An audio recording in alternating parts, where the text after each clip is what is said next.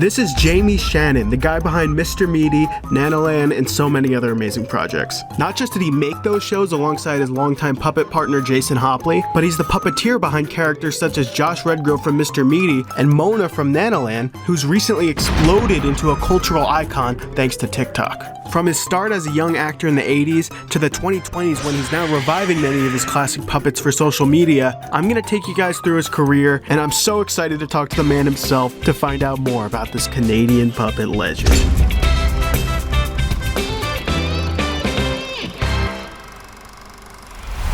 So, I wanted to start by just talking about your career before the puppets, because I know you were a theater major in school.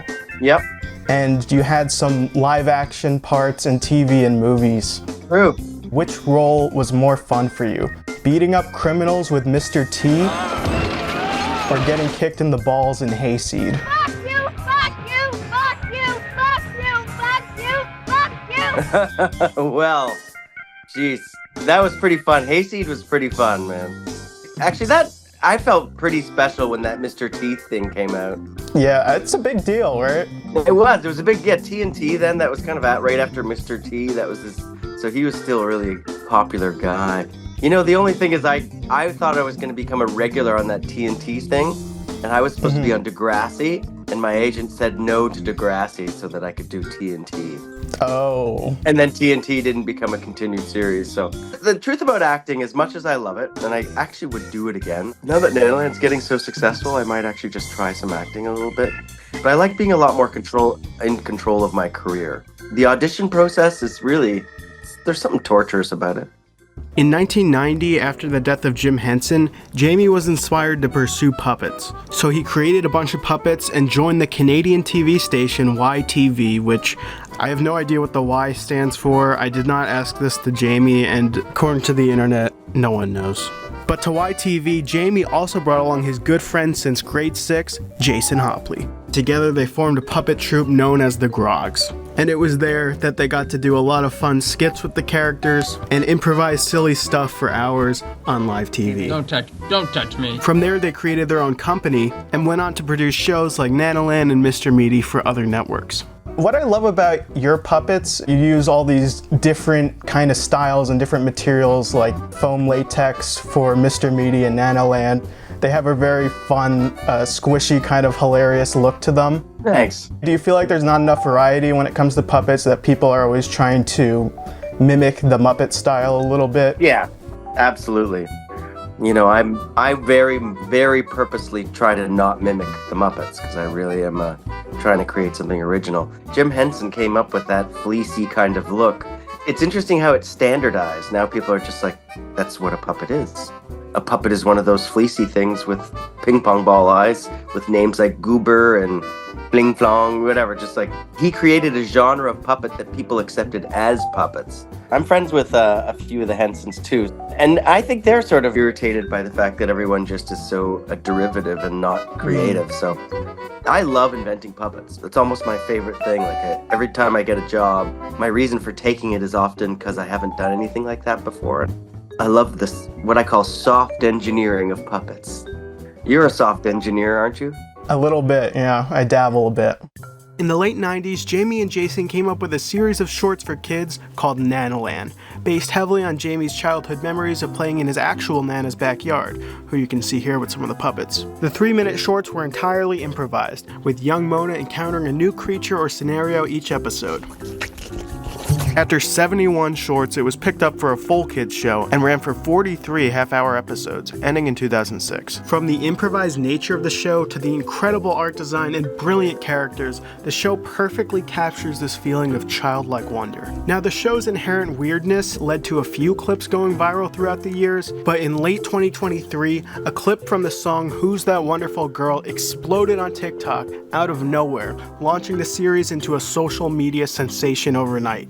20 years after its release, Nanoland has been rediscovered by a massive, ever-growing audience of adult fans who were touched deeply by the show's heartwarming characters and sincere message of love, with many comments even saying the show helped heal their inner child. It's honestly insane that the show finally got the love it deserves after 20 years of obscurity. And as a result of this success, the show now has an official YouTube channel where the full library of episodes are currently being uploaded, as well as Jamie and Jason reuniting for the first time in 15 years to create new merchandise, media interviews, and social media content. It is fucking awesome. It's wild how famous she's gotten, because it's on the end of my arm, so I've been holding it up, in various crowds forever. Before they might have been like, cute, now they're like, oh. I had a really bad childhood, and you just watching you helps me. I love her. People are taken back by it. I saw someone proposing in front of Mona. I actually get I do a ton of weddings on Cameo. I do a lot of Cameo, and there's always one or two that are like asking people to get married or celebrating a wedding or giving marriage advice. You're getting married. Are there any plans now that the Nanolution, as you've called it, has taken off? Do you have plans for like a new show or a movie? Yeah, we're definitely talking about all of these things. So that's kind of like just trying to work out the deals for all that. But it's it's a wasteland right now in television. It's really hard to get things going. Yeah. And here we have something that the whole world is enthralled by. So I just love it growing. So we want to create something actually for the kids. We're going to create a new show for the new generation. So that's kind of in the works. And we wrote a holiday movie. So yeah, I'm just going to keep on pushing this Nanolution. It's just great. People are really taken by it. I think things are so hard right now out there, and it's such a scary World War III like world. And we're just kind of like, it's nice to have something that's comforting. After Nanoland ended, Jamie and Jason came up with a new series of shorts, this time aimed at a different demographic, teenagers. After selling it to Nickelodeon in 2005, they produced 34 11-minute episodes and 3 half-hour specials of Mr. Meaty.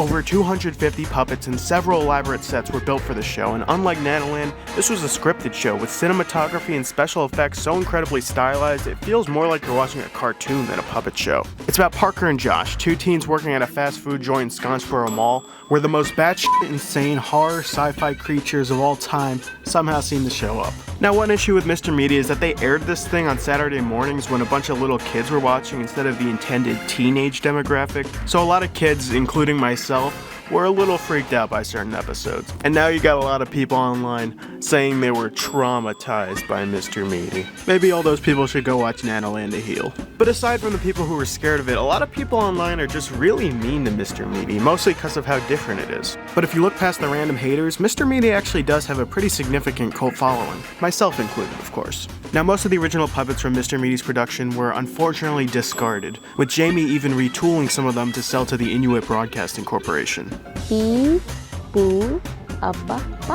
But luckily, Jamie and Jason did actually hold on to a few puppets from the show. And although the show is unfortunately owned by Viacom, stunting a true revival, Jamie has catered to us fans in recent years, reprising his puppet roles from the show on social media. I'm the same Josh I always was. I still got an attitude, kind of a jerk. I'm horny. I love Mr. Meaty, one of the funniest shows ever. Thank you. And it's based on 2, teenage friends trying to make movies, working at the mall. How autobiographical is that? Fair, yeah, quite. I mean, I was a mall kid, so was Jason. I think that's why we chose that. Yeah, back in our day, that's where you hung out. You'd go to a food court in a mall. That's where we'd go after school every day, and then everybody would eat French fries and talk about things they talked about in the 80s. And then horror movie, yes, we actually both kind of come from a little bit of horror. Like the creatures that were the thing then in our day, they were a little bit, a lot of the stuff that was kind of scary. And that was the stuff we were both fans of. Jason collected Fangoria, and I wanted to be a creature maker like Steven Spielberg. I wanted to make like Yoda and creatures like that. So yes, definitely like that kind of horror element. I do still plan to make some horror movies. That would be awesome. I would love to. I'm just sort of trying to be able to keep up with all the opportunities right now and still get my sleep. Season 2 of Mr. Meaty started to include more character development, world building outside the mall. How intentional was that decision, and what kind of went into that? Huh, that's true, eh? I think, it's first season we were just like, oh my god, we've got Nickelodeon budget to do anything we want. So we were like, let's make Yetis and baboons and vampires, and we were just kind of really into the silliness.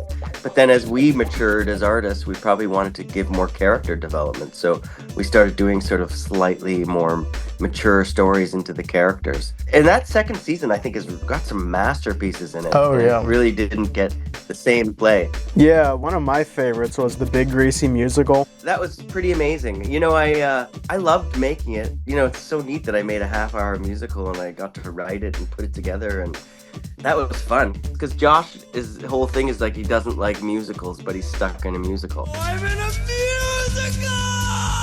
And that was kind of my opinion. I've never been a musical fan. I don't think I go to see too many of them, except for the masterpieces. But yeah, Josh didn't like being stuck in a musical. A story's always a little bit better if you, the performer, writer, are able to kind of put yourself into it. So that was me being stuck in a musical.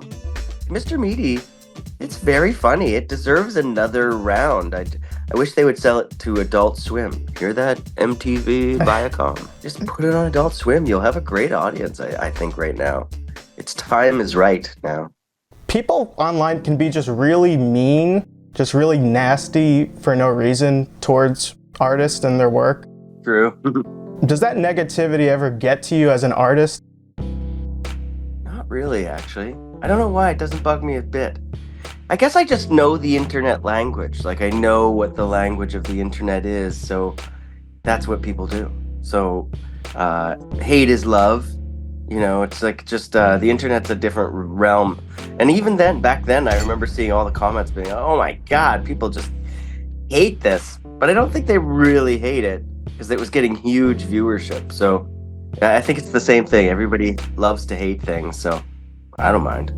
I also really think it's quite funny, because there's quite a few things out there that have really reached the top 10 most scary thing lists. Like, we did this PSA. Oh, yep, the drug thing. Yeah. A message from Concerned Children's Advertising. So that's like reached some top 10 lists, and then Mr. Meaty and the Tapeworm, that's reached some, top 10 lists of most scary moments on television, most disturbing show ever. I love it. I think that stuff's hilarious. So I'm fine with it. I don't love that we really did scare a few kids. I think it was on for too young an audience. But I think for the most part, the hate is mostly just like, I love to hate it.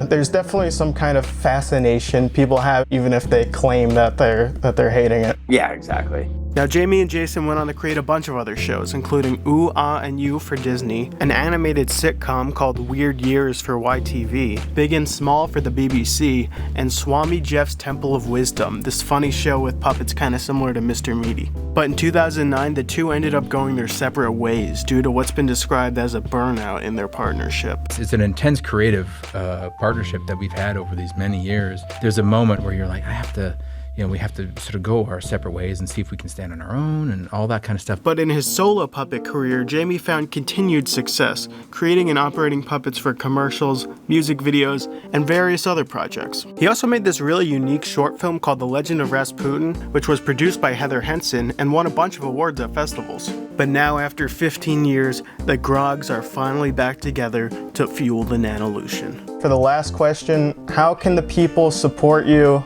keep the Nanolution going, and everything you got going on?